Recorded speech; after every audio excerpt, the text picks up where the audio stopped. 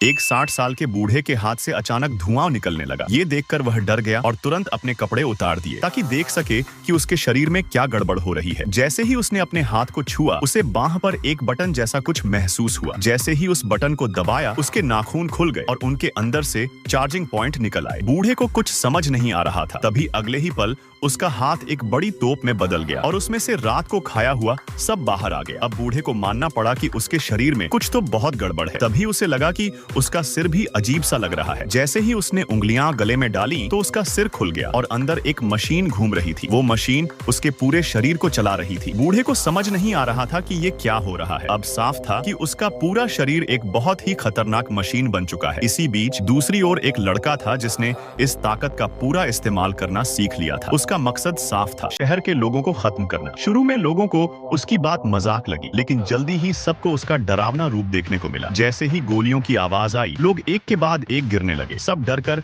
इधर उधर भागने लगे। लड़के ने बस अपनी उंगली से गोली चलाकर लोगों को ढेर कर दिया। थोड़ी ही देर में जो सड़क पहले भीड़ से भरी थी, अब एक लाशों का ढेर बन गई थी। कोई नहीं जानता था कि अगला कौन मरेगा। रिपोर्टर सबको सावधान करने स्क्रीन पर आया, लेकिन लड़के ने उसे भी गोली मार दी। 2 मिनट में ही लड़के ने आधे शहर के लोगों को खत्म कर दिया। इतनी तबाही के बाद भी लड़का खुश नहीं था। उसने अपनी पीठ पर लगे यंत्र को ऑन किया और अचानक ढेर सारी मिसाइलें चला दी। वह अपने हाथों से उन्हें जैसे मर्जी चला रहा था। मिसाइलें तेजी से शहर के ऊपर गिरने लगी। लड़के ने पूरा शहर ही उड़ा दिया। कुछ ही सेकंड में शहर टूट फूट गया। हर तरफ तबाही दिख रही थी। तभी उसे रोकने वह बूढ़ा आ गया। उसे यह ताकत इस्तेमाल करना नहीं आता था। उसने डरते हुए अपने हाथ आगे किया और लड़के को गोली मार दी, लेकिन लड़के को खरोंच तक नहीं आई और अब उन दोनों में होगा महायुद्ध। अगले पार्ट के लिए कमेंट में पार्ट 2 जरूर लिखें।